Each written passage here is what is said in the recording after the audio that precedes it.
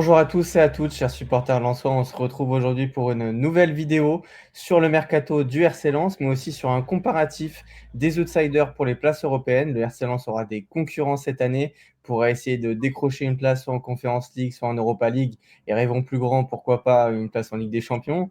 On va faire un comparatif sur les outsiders, on le verra un peu plus tard, mais pour le moment, on est avec William pour parler notamment des nouvelles rumeurs et des officialisations. Avec le poste de gardien, ça y est, il a été comblé. Donc deux gardiens, Robin Risser et puis Gertner également, qui vient en gardien expérimenté en tant que numéro 2 pour épauler Risser. Qu'est-ce que tu penses de ces deux recrues, William? Est-ce que c'est satisfaisant du côté du RC Lens?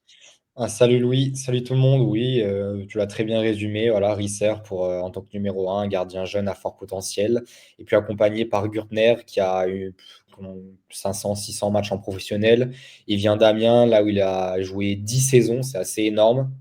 Donc voilà, les Amiénois sont assez tristes de son départ, mais c'est vraiment très très intelligent d'avoir fait ça du côté du club, c'est-à-dire d'avoir un jeune gardien voilà, à fort potentiel et un gardien d'expérience pour l'accompagner, pour le cadrer. Donc je pense que ça sera vraiment un vrai bon duo gagnant, du moins je l'espère.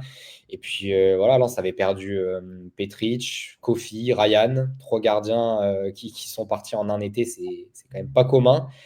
Là, le chantier a été comblé, on va dire. Le vide a été comblé plutôt. Et Lens pourra compter sur Risser et Gürtner comme gardiens respectivement numéro un et 2. Et c'est une bonne chose de faite pour un poste quand même clé, hein. Ce sont les Mm. fondations de l'équipe. Et voilà. Ouais, j'espère que le RC Lens aura fait le bon choix. On sait qu'il y avait un petit choix à faire entre Yevan Diouf et Robin Risser. Les deux sont des très bons gardiens. Après, il y en a un qui a un peu plus expérimenté quand même. Là, ça reste un pari, mais entouré de Gertner, je pense que le RC Lens se dit que dans tous les cas, si Robin Risser n'arrive pas à avoir le niveau attendu, Gertner pourra pallier à cette absence. On va passer maintenant au dossier qui est un peu chaud du côté du RC Lens. C'est le dossier Mathieu Hudol. On en avait parlé lors des différents talk shows. Moi, je n'approuvais pas le fait que le RC Lens ne surenchérisse pas par rapport aux anciennes offres. Finalement, ça se réchauffe. Qu'est-ce que tu penses de cette rumeur? Et est-ce que tu penses que ça va bientôt se concrétiser? Bah oui, bah d'abord pour la valeur du joueur, en tout cas pour le montant de transfert, on va dire que d'un côté, je peux aussi comprendre que Lens ne veuille pas trop mettre, parce que c'est Mathieu Hudol, c'est un joueur de 29 ans, il approche les 30 du coup. Et, euh, et le fait est qu'il a un petit peu plus de matchs de Ligue 1 que de Ligue 2. J'avais regardé, mais il a quand même disputé pas mal de saisons en Ligue 2, mais quoi qu'il en soit, ça sera un très bon renfort, et il ne faut pas aussi oublier qu'il sort de 4 ruptures des ligaments croisés. Donc pour toutes ces raisons-là, je peux comprendre que le RC Lens ne veut pas non plus tomber dans une surenchère trop importante pour Mathieu Hudol. Voilà, comme quoi je viens de le dire, les blessures, l'âge, etc. Voilà, je ne saurais pas dire quel est le prix exact de Mathieu Hudol, peut-être 3-4 millions. Mais en tout cas, voilà, Foot Mercato a rapporté que les deux parties, en tout cas Metz et Lens, semblent se rapprocher considérablement, sachant qu'Hudol a déjà un accord avec Lens. Donc ça, c'est une bonne chose de fait.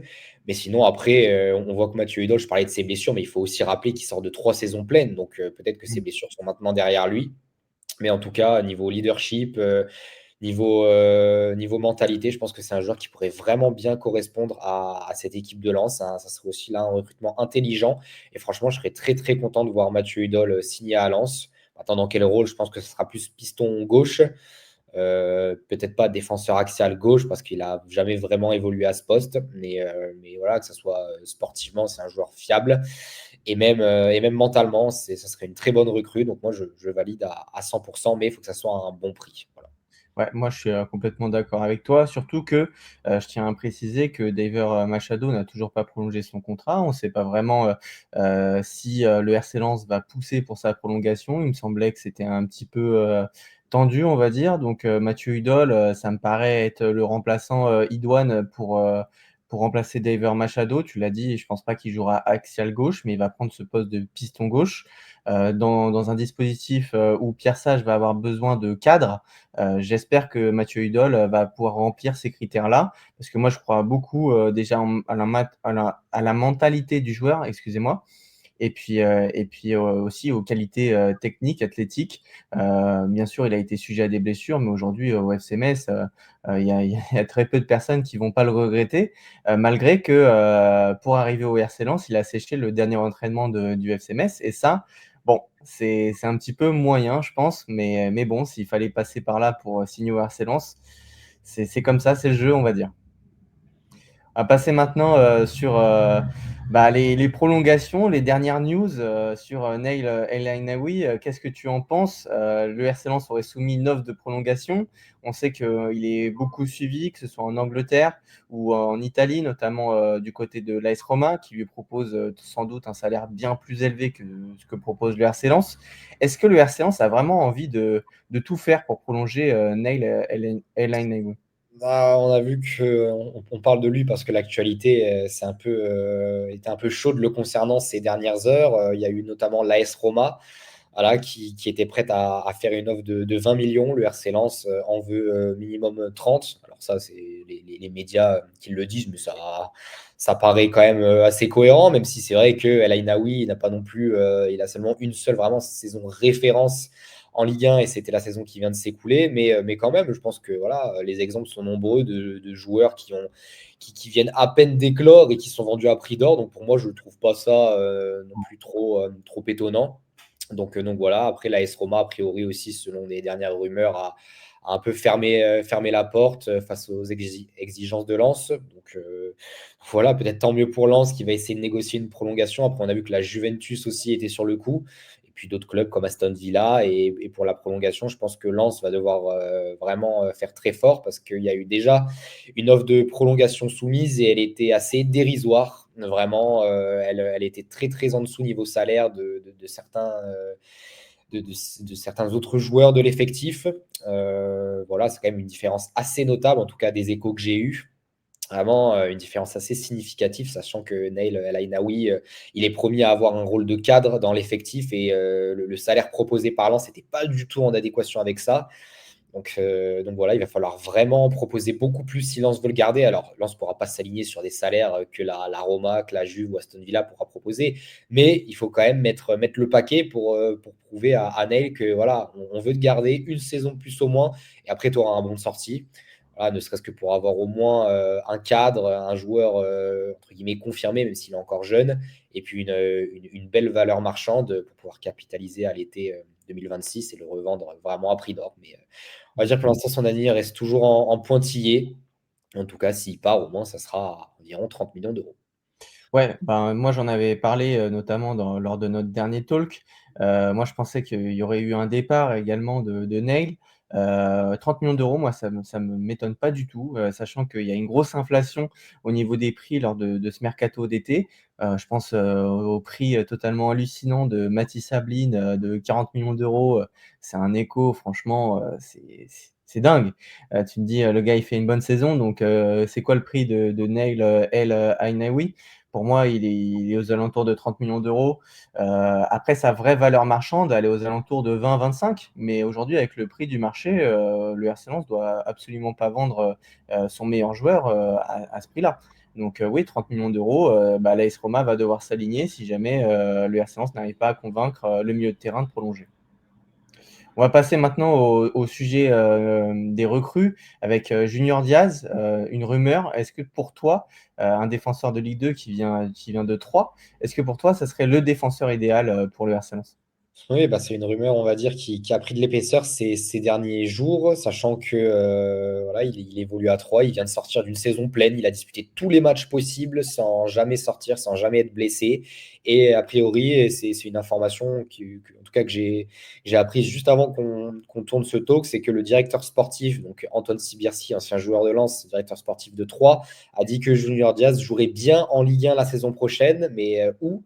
Parce qu'il y a Lens, il y a Brest, il y a Lorient d'intéressés. Donc voilà, au moins on est sûr qu'il jouera en Ligue 1, mais la destination reste à déterminer. Et moi, Junior Diaz, ça me fait penser un petit peu à un coup à la Loïc Badet quand Lens était allé le chercher au Havre, voilà, pour presque rien, et puis il s'était révélé. Donc voilà, moi franchement, ça me hype beaucoup cette rumeur Junior Diaz. un grand défenseur et voilà, qui pourrait parfaitement intégrer cette défense. En tout cas, défense, c'est plus pour un poste axial.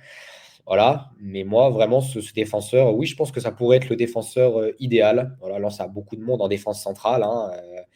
Il y a quelques joueurs, il faudra dégraisser à ce poste. Mais en tant que recrue, moi, franchement, je valide totalement cette arrivée si jamais elle devait se faire. Ouais, moi je valide également.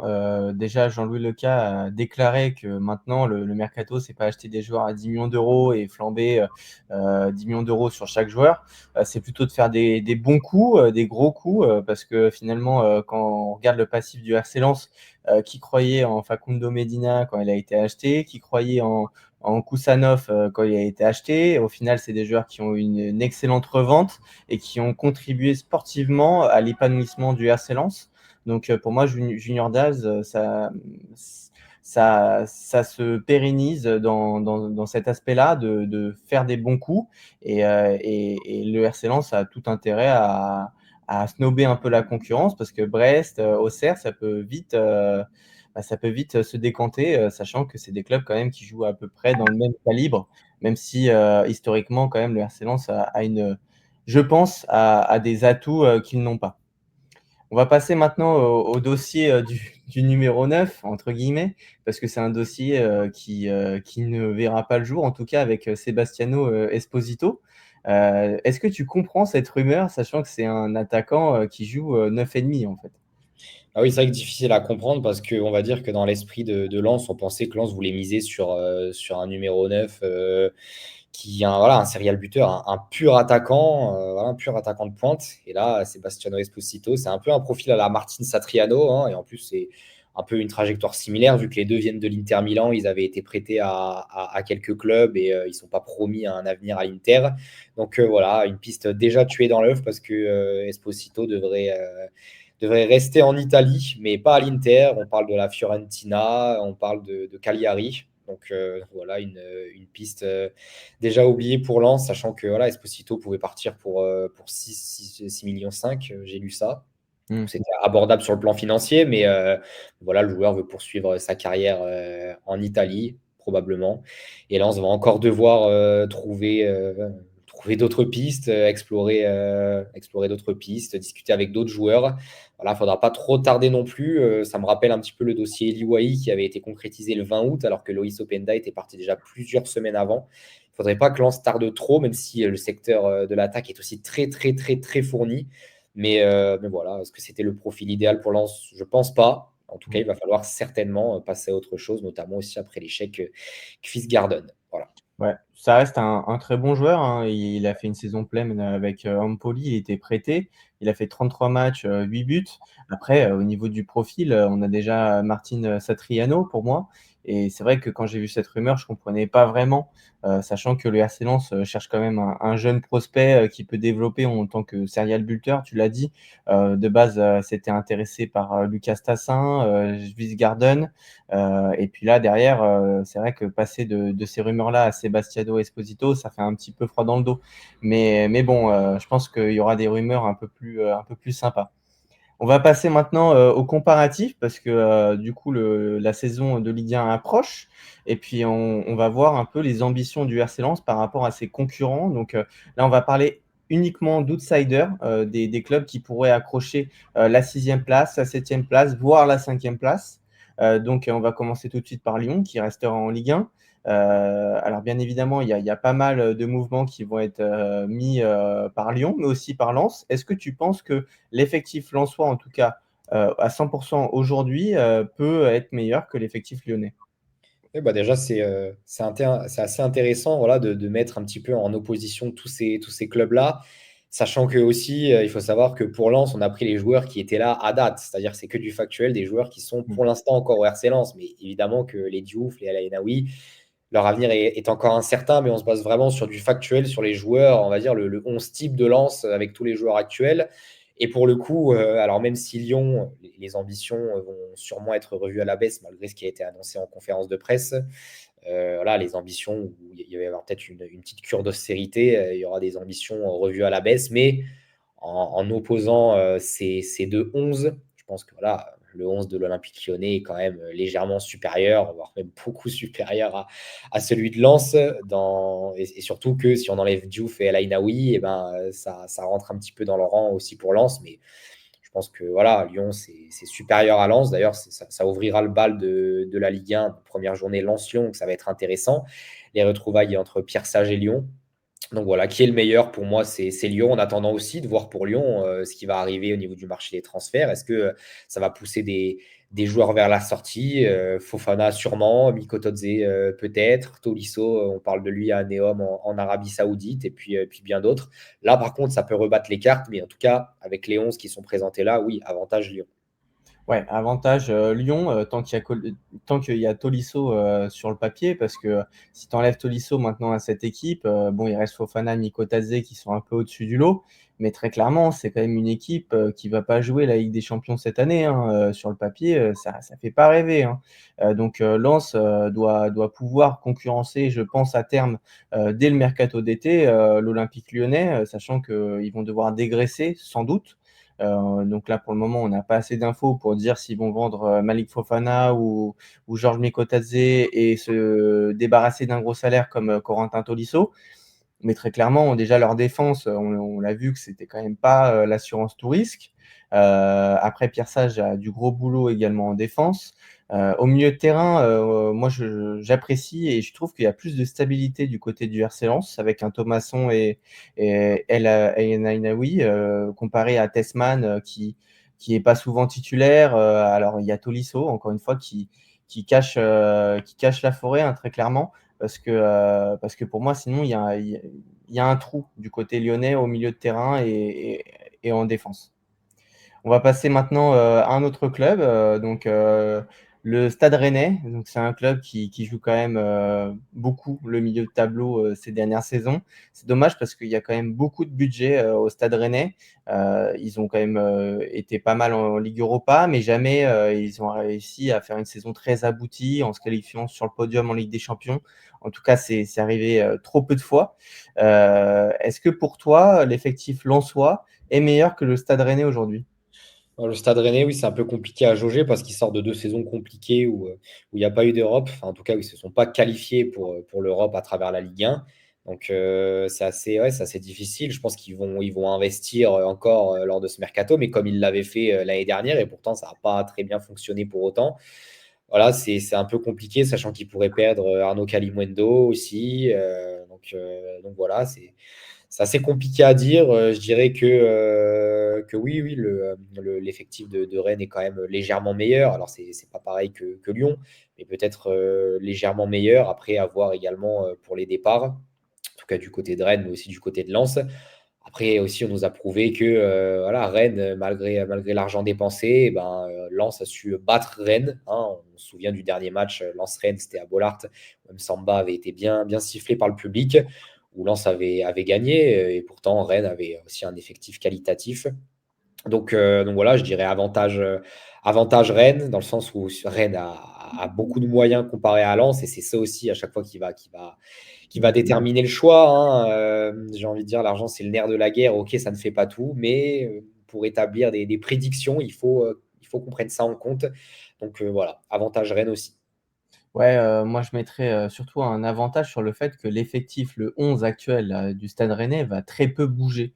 Parce qu'ils sont en train de dégraisser, tous les «indésirables» entre guillemets, tous les flops qu'ils ont fait, ces derniers mercatos. Donc il y a Matuziwa, il y a, le japonais, Furuhachi. Il y en a pas mal qui sont partis, qui ont été achetés à prix d'or et finalement ils vont s'en aller. Je suis pas sûr qu'un Arnaud Kalimuendo aujourd'hui s'en aille parce que Habib Bey va vouloir quelques certitudes. Donc il y a quand même des certitudes dans cet effectif rennais, notamment avec la jeune promesse Cissé qui est en train de monter. On l'a vu avec l'Euro Espoir. Il est très très très fort, très puissant. Et puis si derrière il y a Seko Fofana qui se remet dans le grand bain après une saison passée en Arabie Saoudite où il avait très clairement plus de jus. Moi, je vois quand même des certitudes côté rennais. Je ne sais pas si ça peut être au-dessus vraiment de Lens, mais en tout cas, j'arrive à voir plus de certitudes, même dans l'effectif rennais, que dans l'effectif lyonnais et lensois. Donc, à l'instant T. Après, bon, il y a le coach, l'animation, Habib Bey. On sait que là, pour le moment, moi, j'ai pas trop aimé regarder le Stade Rennais l'année dernière en Ligue 1. Ça jouait pas vraiment très bien au foot, mais bon, il y a des joueurs qui sont au-dessus du lot. Je pense à Cissé, je pense à Fofana, je pense à Blas, Kalimuendo. Et il y a des joueurs qui doivent se révéler comme Rieder parce qu'il aura une deuxième chance au Stade Rennais. Et Brassier, ce sera peut-être aussi un capitaine, lui qui avait lamentablement aussi échoué à l'Olympique de Marseille. Finalement, il arrive bien au Stade Rennais. Donc, c'est des joueurs qui vont être revanchards cette année. Attention au Stade Rennais, ça peut être un concurrent très sérieux quand même au RC Lens. Le RCSA Strasbourg, qu'est-ce qu'on en pense de Strasbourg qui a fait une super saison avec une moyenne d'âge, il me semble, de 24 ans l'année dernière. Ils ont que des jeunes là-bas et ça marche super bien, hein. Ils ont un très bon état d'esprit. Qu'est-ce que tu penses, sachant qu'ils ont déjà perdu 6 ou 7 joueurs? Ouais, on sait que le deal avec, enfin, le partenariat entre guillemets avec Chelsea, ça joue beaucoup. On l'a vu avec Emega. On peut rajouter dans cette équipe l'arrivée prochaine de Mathis Amougou, joueur formé à Saint-Étienne. Il y aura aussi des départs. Je vois Bakwa. Bakwa aussi, on le cite comme un potentiel départ. Donc voilà, mais à côté de ça, Strasbourg aura des moyens via Bluco et puis aussi les prêts en provenance de Chelsea. Là également, hein, mon avis, il va être le même avantage Strasbourg parce que Strasbourg a des moyens, a un partenaire avec Chelsea, un partenariat avec Chelsea. Alors oui, c'est vrai que ça fait un peu grincer les dents les supporters et par rapport à la multipropriété, ce que je peux totalement comprendre. Après, si on se base d'un point de vue sportif uniquement, bah, c'est une aubaine pour Strasbourg et on a vu que c'était très étonnant parce que parfois on peut se dire qu'une moyenne d'âge, comme tu l'as dit, d'une vingtaine d'années, donc de 24 ans, ça peut pas marcher parce que ce sont de trop jeunes joueurs. Et ben là, au final, ils ont réussi à se qualifier pour les barrages de la Conference League, barrages qu'il faudra passer, pas comme Lens l'année dernière face au Pana. Voilà, Mm. j'espère que pour Strasbourg, un club quand même assez bien structuré avec des fidèles supporters. J'espère que Strasbourg pourra vivre une épopée dans cette compétition. Mais en tout cas, voilà, pourquoi pas remettre ça en Ligue 1 et se hisser dans le top 6, 7 pour rejouer l'Europe en tout cas. Donc voilà, avantage Strasbourg encore une fois. Ouais, surtout qu'ils ont un super coach hein, qui a pu mettre déjà des tactiques en place. Ils ont fait des super matchs contre Marseille, contre Paris notamment, où ils avaient gagné 2-1 en fin de saison. Honnêtement, ils ont des super joueurs. Après, bien évidemment, l'accord avec Chelsea, ça fausse un peu le championnat, un peu comme tout ce qui est multipropriété. De toute façon, c'est quand même assez dommage. Il y a Lyon qui est aussi en question. Mais là, sur le papier, c'est vrai qu'ils peuvent perdre Bakwa, mais c'est pas encore fait. Ils peuvent perdre aussi Gueladoué, qui Petrovic serait aussi. Petrovic, ouais, qui serait ciblé Gueladoué par l'AC Milan. Petrovic, il me semble qu'il voudrait le prolonger quand même ou l'acheter définitivement. Parce que il y a forcément Chelsea qui serait potentiellement intéressé par le récupérer également. Et puis ils ont changé toute leur défense. Donc ils ont perdu Sarr. Et là, ils ont Silla, ils ont Koulibaly, donc recruté à Dortmund, et ils vont garder Doucouré, qui est un très bon joueur, mais qui avait des envies de partir également. Donc pour le moment, on l'a mis, mais c'est vrai que s'il vient à partir, changer toute une défense, ça peut faire mal à Strasbourg. Maintenant, ils ont quand même des joueurs qui sont au-dessus du lot, hein. Emega, je pense que là, le RC Lens signerait pour avoir Emega. Et je pense qu'il peut jouer dans le top 3 club de Ligue 1 à ce poste de numéro 9. Le dernier club, et là c'est une surprise, c'est le Paris FC. On a voulu mettre le Paris FC parce qu'ils font un gros mercato. On parlait de 40 millions sur Mathis Sabine, donc on pense que le Paris FC, à la fin du mercato, ça peut être une équipe finalement taillée pour l'Europe, taillée pour concurrencer des clubs comme le RC Lens. Qu'est-ce que tu penses de leur effectif à l'instant T? Et est-ce que ça te fait peur le fait que le Paris FC n'arrive pas comme un promu, mais plutôt comme une équipe voilà, qui, dès l'année prochaine, va peut-être jouer le top 5 en Ligue 1? Bah, c'est assez fou parce que généralement, les promus comme ça, Paris FC, voilà, ça fait très, très, très, très longtemps qu'on les a plus vus en Ligue 1. Et là, ils reviennent. Je crois que ça fait une quarantaine d'années qu'ils étaient plus en Ligue 1. Sincèrement, et évidemment, sans manquer de respect au Paris FC, s'il n'y avait pas eu tout ça, ils seraient peut-être remontés un peu dans l'anonymat, entre guillemets, et ils auraient tenté de se faire une place en Ligue 1 avec les moyens du bord. Et au final, eh ben, ils sont projetés sur le devant de la scène avec le rachat par la famille Arnaud et également par Red Bull qui a des parts. Et puis voilà, on a vu que beaucoup de monde, beaucoup de monde va se mettre à suivre le Paris FC, et moi y compris. Voilà, il y a une hype qui s'est dessinée pour le Paris FC dernièrement, et ça se comprend parce qu'il y a eu Moses Simon, il y a eu aussi Noah Sangui comme recrue du Stade de Reims, un nom un petit peu moins ronflant, mais quand même.